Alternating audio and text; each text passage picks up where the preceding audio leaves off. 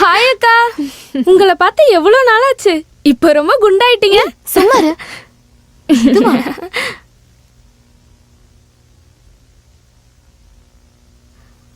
பாட்டு வாத்தியாரே, நான் யாருன்னு தெரியுதா?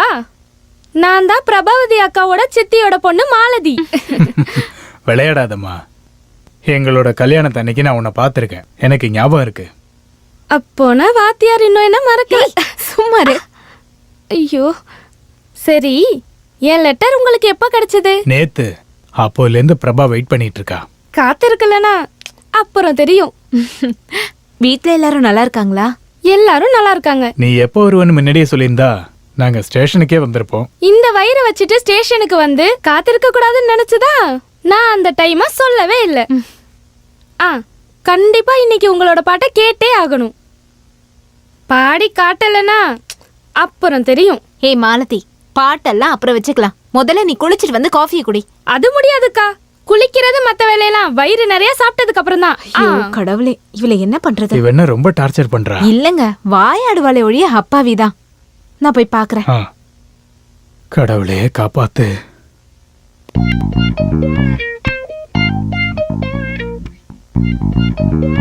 உன்னோட பழக்கம் இன்னும் மாறவே இல்லையா மாலதி? கல்யாண வயசு வந்துருச்சு. எனக்கு இப்பெல்லாம் கல்யாணம் வேணாம். கடவுளோட அருளால அந்த எண்ணம் எங்க அப்பாக்கு வரல. இங்க பாரு, உனக்கு ரொம்ப நாக்கு நீளுது, பாத்து. சரி, உன் காதல் எல்லாம் எப்படி போகுது? ஓ, நான் அந்த ஆளை வேணான்னு சொல்லிட்டேன். ஏன் சொன்ன? ஓ, அந்த ஆளு ஒரு சுத்தம் பண்ணு. ஆம்பளைக்கான ஒரு குணம் கூட இல்ல. அது மட்டும் இல்லாம சகிச்சுக்க முடியாத நிறைய அட்வைஸ் கொடுக்கறான். Hopeless case. இப்ப சொல்லுங்க, இங்க என்னோட டியூட்டி என்ன? இங்க உனக்கு எந்த டியூட்டியும் இல்ல, அடங்கி ஒடுங்கி இருந்தா போதும். அதெல்லாம் முடியாது. இன்னையில இருந்து இங்க இருக்க எல்லா வேலையும் நான் தான் பாப்பேன். இல்லனா அப்புறம் தெரியும். மதியாதார் தலைவாசல் மிதிக்காதே என்று மானமுள்ள மனிதனுக்கு ஔவை சொன்னது. அது ஔவை சொன்னது, அதில் அர்த்தம் உள்ளதே. அதில் அர்த்தம் உள்ளதே. அதில் அர்த்தம் உள்ளதே.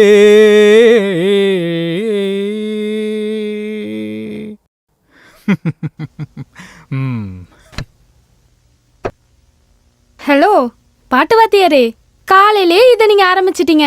இந்தாங்க, இதை குடிச்சிட்டு ஆரம்பிங்க. குடிக்கலனா அப்புறம் தெரியும். அப்படிலாம் சொல்லக்கூடாது. இந்த நேரத்துல தான் நீங்க வயிறு நிறைய சாப்பிடணும். பேசாம ரெடி. எங்க வாயை தரங்க. வேண்டாம் வேண்டாம், நானே சாப்பிட்டுக்கிறேன். இங்க பாருங்க, நீங்க நல்லா சாப்பிடலனா உங்க செல்ல மக வயித்துல இருந்துட்டு நல்லா உதைப்பான்.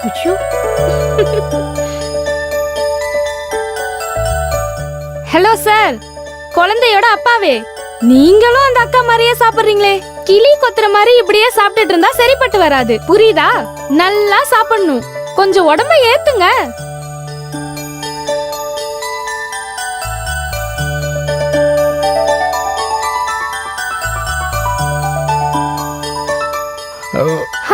சாப்பிடுங்க மாமா.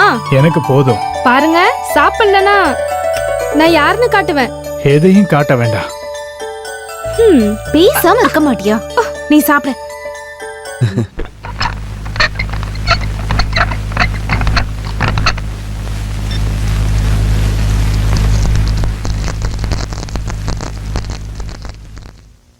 ரவி மாமா, என்ன? அந்த டவலை கொஞ்சம் எடுத்து தரீங்களா?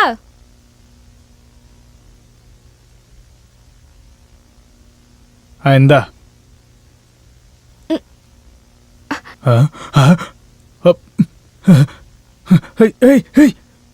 என்ன பண்ற? இப்படிலாம் பண்ணாத.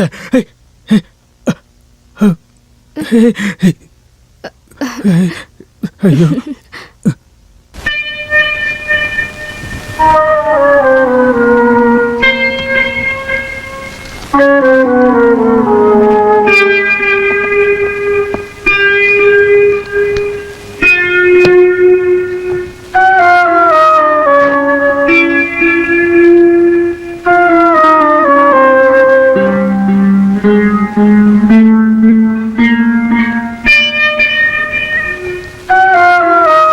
என்னங்க, என்னோட க்ளோஸ் ஃப்ரெண்டோட பையன் கார் ஆக்சிடென்ட்ல செத்துட்டான். டாக்டர் ரொம்ப முயற்சி பண்ணியும் அவனை காப்பாற்ற முடியல. ஆமா, நான் என்ன பண்ண? நான் நிரபராதிமா. ஏங்க இப்படி பேசுறீங்க? அது நான் வேற எதையோ நினைச்சு சொல்லிட்டேன். உன் வருத்தம் எனக்கு தெரியல. என்னங்க, ம்.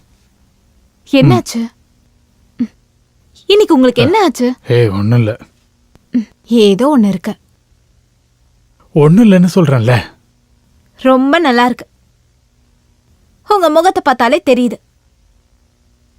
இருக்கு, கண்டிப்பா இருக்கு. எதுவா இருந்தாலும் என்கிட்ட சொல்லுங்க.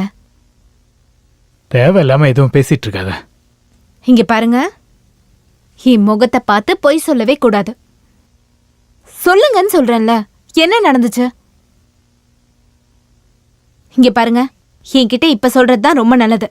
அப்புறம் நானே தெரிஞ்சுக்கிட்டேன், ரொம்ப பிரச்சனையாயிடும் சொல்லிட்டேன். உன்கிட்ட நான் எதையுமே மறைக்கல.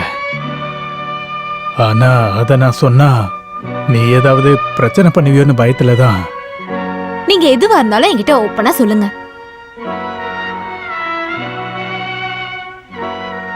சொன்னா நீ கோவப்படக்கூடாது. இல்ல, என்னால எதையும் சகிச்சுக்க முடியும், ஏத்துக்க முடியும்னு உங்களுக்கு தான் தெரியும்ல. சொல்லுங்க. நான் சொல்றேன்.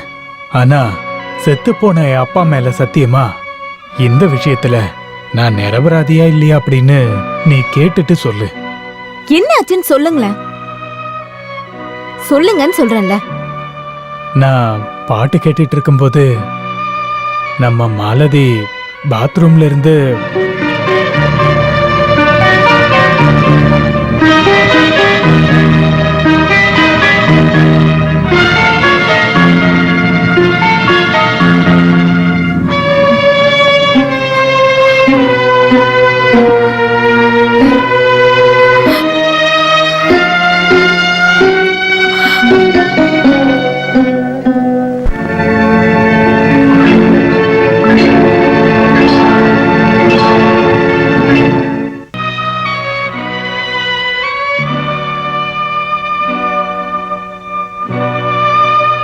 பிரபாவதி, நான் உன்கிட்ட ஒன்று கேட்கலாமா?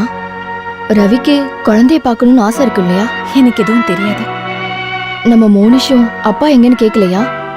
இல்ல, அந்த ஆளை பத்தி கேட்கும் போதெல்லாம் நான் அவனை போட்டு அடிச்சிருக்கேன். அந்த அடிக்கு பயந்து அவன் இப்ப கேட்கறதே இல்ல. பிரபா, உனக்கு டிரான்ஸ்ஃபர் ஆயிடுச்சுன்னு சொன்னதுக்கு அப்புறம் கேட்டு சந்தோஷப்பட்டது நான் தான். ஆனா இங்க பாரு, எப்பவும் இந்த பக்கம் வரக்கூடாதுன்னு ஆசைப்பட்டவதான் நான். ஆனா நம்ம ஆசைப்பட்டது எதுவுமே நம்ம வாழ்க்கையில நடக்கிறது இல்ல.